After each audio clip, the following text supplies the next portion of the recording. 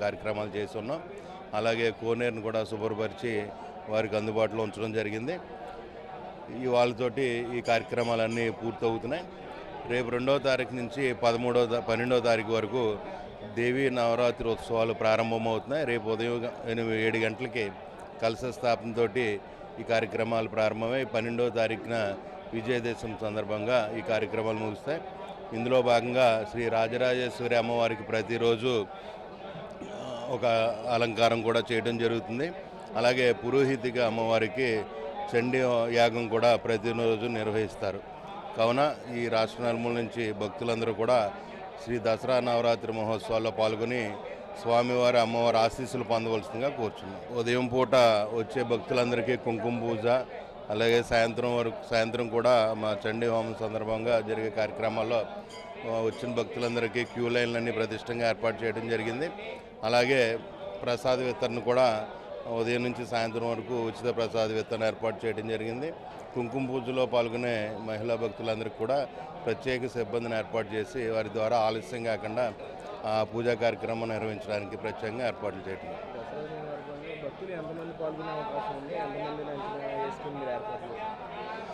ప్రతిరోజు 3 నుంచి 5 వేల మంది దాకా భక్తులు మిగతా రోజుల్లో పాల్గొన్నప్పటికీ కూడా దసరా రోజున సుమారు 10,000 మంది పైచులకు వస్తారనే ఉద్దేశంతో అందుకు తగ్గ ఏర్పాట్లు చేయడం జరిగింది. ఆ రోజు సాయంత్రం జరిగే తెప్పోత్సవంలో విరివిగా ఈ గ్రామస్తులు పక్క గ్రామాల నుంచి కూడా ఎక్కువ మంది ఇచ్చేస్తారనే ఉద్దేశంతో ఆ సాయంత్రం కూడా ప్రత్యేకమైన ఏర్పాట్లు చేయడం జరిగింది.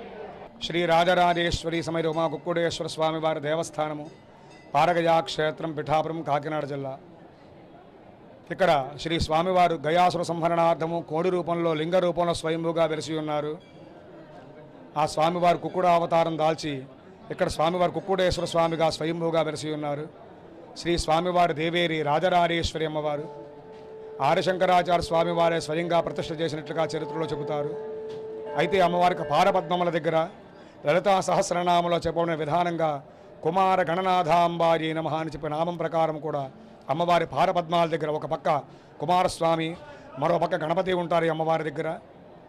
అయితే రేపటి నుంచి కూడా శరన్నవరాత్రులు ప్రారంభం కానున్నాయి. ప్రతినిత్యము కూడా ప్రతిరోజు కూడా ఈ అమ్మవారికి ఉదయము సాయంకాలం కూడా అర్చన చేయడం జరుగుతుంది.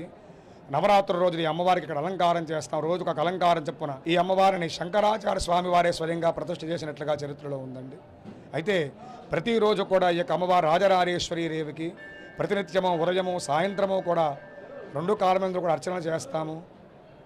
అలాగే అమ్మవారి యొక్క అనుగ్రహం కొరకు చాలామంది వారి గోత్రనామాలతో ఈ అమ్మవారికి అర్చనలు కూడదని చెప్పి దేవస్థానం రుసుము చెల్లించి వారి గోత్రనామాలతో కూడా ఈ అమ్మవారికి అర్చన చేయడం జరుగుతుంది. రేపటి నుంచి కూడా 10 రోజులు కూడా ఈ అమ్మవారికి నిత్యము అర్చనలు చేస్తాము.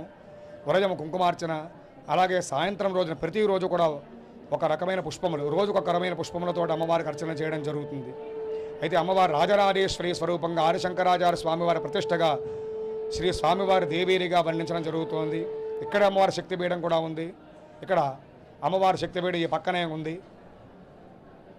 అమ్మవారి శరీర భాగంలో పీఠ భాగంలో క్షేత్రము పీఠిగాపుర క్షేత్రము, సతీదేవి శరీర భాగంలో పీఠభాగమైన క్షేత్రం పీఠిగాపుర క్షేత్రంగా విరాజిల్లుతోంది.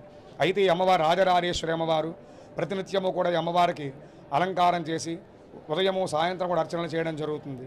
అయితే రోజుకు ఒక అలంకారం చెప్పిన అమ్మవారికి ప్రీతిగా అలంకారం చేయడము, దానికి తగిన విధంగా అర్చనలు చేయడం కూడా జరుగుతుంది. స్వామివారికి నైరుతి భాగంలో దత్తాత్రేయ స్వామివారు కూడా స్వయంభూగా వెలిసి ఉన్నారు.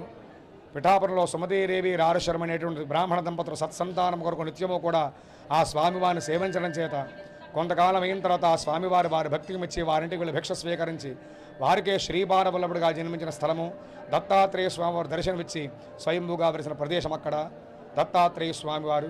ఈ అమ్మవారైతే రాజరాజేశ్వరి అమ్మవారు లలితా సహస్రనామంలో ఉన్నటువంటి విధంగా కుమార గణనాథాంబ అమ్మవారి స్వరూపంగా ఈ అమ్మవారిని వర్ణించడం జరుగుతుంది. అమ్మవారి పారపద్మాల దగ్గర ఈ పక్కన గణపతి స్వామివారు, అలాగే అమ్మవారికి పారపద్మల దగ్గర ఈ పక్కన కుమారస్వామి ఉంటారు. అంటే లలితా సహస్రనామంలో చెప్పిన విధంగా కుమార గణనాథ అంబాజీ నమః అని చెప్పి ఈ అమ్మవారిని రాజరాజేశ్వరి స్వరూపంగా ఆదిశంకరాచార్య స్వామివారే స్వయంగా ప్రతిష్ఠ చేసినట్లుగా చెబుతారు. అందుచేత ఇక్కడ ప్రతినిత్యము కూడా రేపటి నుంచి శరన్నవరాత్రులు ప్రారంభించబడి ఉదయము సాయంత్రం కూడా ఇక్కడ అర్చనలు చేయడం జరుగుతుంది. అదేవిధంగా ఇక్కడే శక్తి పీఠం కూడా ఉంది. అమ్మవారికి కూడా అదేవిధంగా ఉదయము సాయంత్రము అమ్మవారికి ప్రీతిగా అర్చనలు, చండీ హోమములు, జపాలు ఇవన్నీ కూడా చేయడం జరుగుతాయి. ఇవన్నీ కూడా రేపటి నుంచి ఉదయం ప్రారంభం కానున్నాయి. అమ్మవారు ప్రతినిత్యము కూడా రోజు ఒక అలంకారం చొప్పున అమ్మవారు రాజరాజేశ్వరి స్వరూపంగా, అలాగే అన్నపూర్ణ స్వరూపంగా, కామాక్షి స్వరూపంగా, అదేవిధంగా అమ్మవారి సరస్వతీదేవి అలంకారంలో మహిషాసురమర్దిని, కాళికాదేవి ఇత్యాది అలంకారాలతో ప్రతినిత్యము కూడా రోజుక అలంకారంతో అమ్మవారికి అలంకారం చేయడం జరుగుతుంది. దాని తగిన విధంగా ఉదయము సాయంత్రం పుష్పాలతో విశేషంగా పుష్పార్చన చేయడం జరుగుతుంది.